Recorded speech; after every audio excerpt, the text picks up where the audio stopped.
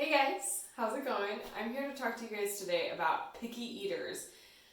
Whether it's kids or adults, picky eating seems to be sometimes it's a big problem for people. Whether you want to call it a picky eater or somebody who's simply particular about what they eat, doesn't really matter, kind of means the same thing. So, in speaking about picky eaters as it relates to kids, it's a little bit different in what we can do as it relates to adults. There's some similarities, but there's definitely some differences. So for parents that have kids that are, quote, picky eaters, usually this occurs during like the toddler phase, kind of those early years when they're starting to introduce new foods and they get to use that word no, and or they go on like hunger strikes because they don't want to eat anything other than chicken nuggets, like those sorts of things. So for adults, for parents that are struggling with kids that are like that are struggling to get in a variety of foods, one of the best things that you can do for your kids is not to ask them what they want to eat, but simply offer them options. You offer them a limited number of options, 1, 2, or 3, and they get to decide how much and when they want to eat. You are the one that gets to decide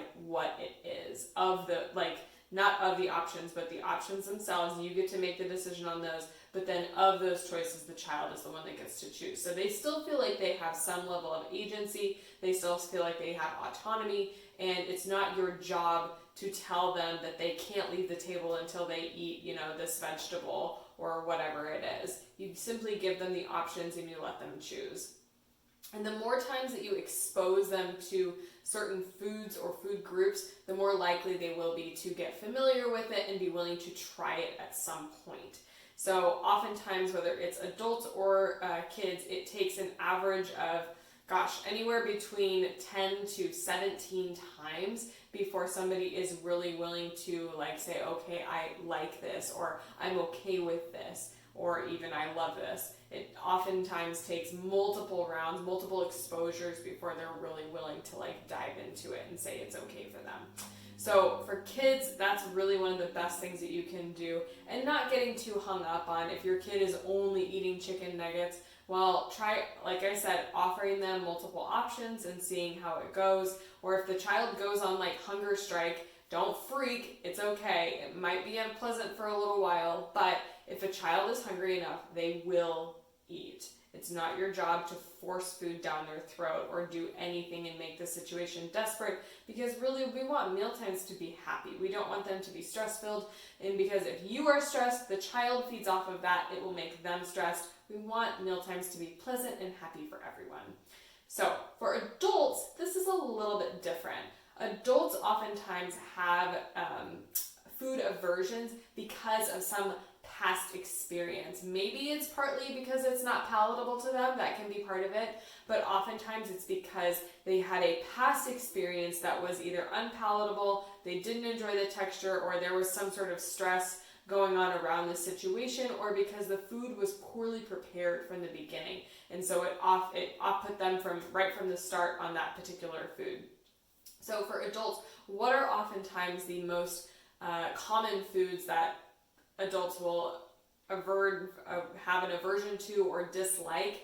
It's usually either vegetables or meat. So picky eating or having particular ways of eating isn't usually a problem until the food group gets almost entirely eliminated, or when it inhibits the person's ability to really get all of the nutrients that they need in their diet. So for adults who are really particular, they don't like the texture of meat, that's perfectly fine. Obviously, you can have a perfectly healthful diet as a vegetarian or a vegan, but that does require some level of planning and awareness. You cannot just eliminate meat and go from there and just eat all vegetables and fruit and that sort of thing. You have to make sure that you're getting necessary nutrients into your diet that are going to be lacking if you're not getting it from animal sources, namely B12. You got to make sure that you're getting in enough omega-3 fatty acids from plants, and there's great sources of that from plants, but there's some conversion issues with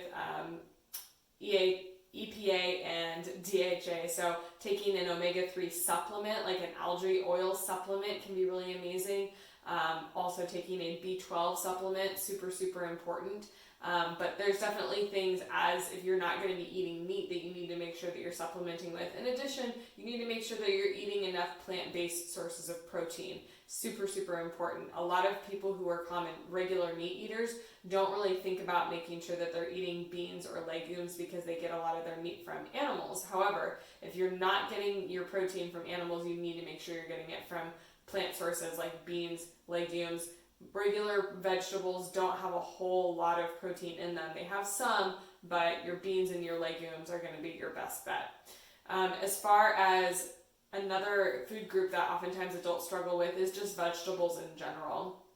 Most adults have trouble getting enough vegetables into their diet, but a lot of that can be tracked back to having strong food aversions to a number of vegetables. Even today, I was talking to somebody who told me that her husband really only likes to eat broccoli, cauliflower, and carrots, and that is extremely limited in the number of vegetables that someone is willing to eat. If they're not willing to eat leafy greens, if they're not willing to eat other types of cruciferous vegetables, tomatoes, those sorts of things, if they're not willing to eat anything other than really potatoes, that's a big problem because there's so many nutrients that are available in a wide variety of vegetables that you really do need in order to have optimal health and optimal cellular health. It's not just about making sure that you have enough energy to support your activity, but it's enough energy and enough nutrients and vitamins to make sure that your cells are functioning at their best. So for adults that are really struggling with food aversions, one of the things that you can ask yourself is why? Why do I have a strong food aversion? Probably automatically something is going to come up. It's like the taste or it's the texture, or I tried it one time and it was terrible. Well, let's dig a little bit deeper into that. Why do you not like the texture? What about the flavor is it that you don't like? Is it that you haven't actually tried this food in a number of years and you just thought that you didn't like it? When was the last time that you ate that food? Would you be willing to try it again? Like all of these questions that really, really need to be answered. And for so many people, because there's no one that's prompting them to answer these questions for themselves, they won't ever do it. But again, you want to make sure that you're getting a wide variety in your diet because getting enough vitamins, minerals, nutrients, all of those things is super important for your general health.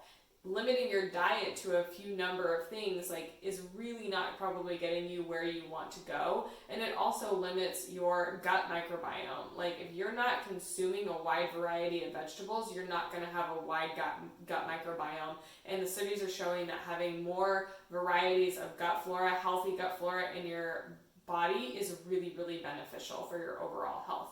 So we want to make sure that we're asking those kind of tough questions. And if it makes you feel uncomfortable, again, analyze why. Why, as you as an adult are struggling so deeply with incorporating something as simple as spinach. Why? What's the issue? What's the problem? Did you just have it cooked badly as a child? Would you be willing to try it again, prepared in a different way? Really being willing and open to trying new things or things that you tried in the past that you didn't like, trying it again because like I said before, the number of exposures it takes for whether it's adults or children to get used to something can be anywhere from 10 to 17. There's a lot of data to back that up. And just getting yourself familiar with something, you may not even necessarily want to actually put it in your mouth the first time that you have it. It may just be something of you getting familiar with the consistency, holding it in your fingers, looking at it, smelling it, all those sorts of things. That can count as a form of exposure to it. And then maybe someday you get to a point where you're ready to actually try tasting it. And then maybe you actually find that you like it, or you really find that you actually don't, which is perfectly fine.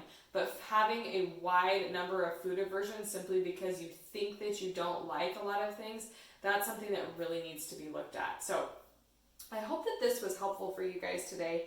I really feel super strongly about this because I come across a lot of adults that do have a wide variety of food aversions or dislikes, And more often than not, it's simply because they had bad experiences with it as a kid, or because they have not tried it ever, and so they think that they won't like it, or because it's unfamiliar, that sort of thing. So I really encourage you guys, even if you haven't tried something in a long time, be willing to try it again, because you never know. There's so many amazing things that you could be missing out on, culinary wise, food experience wise, that you just simply would never have even bothered to try because you don't feel comfortable with this certain particular food.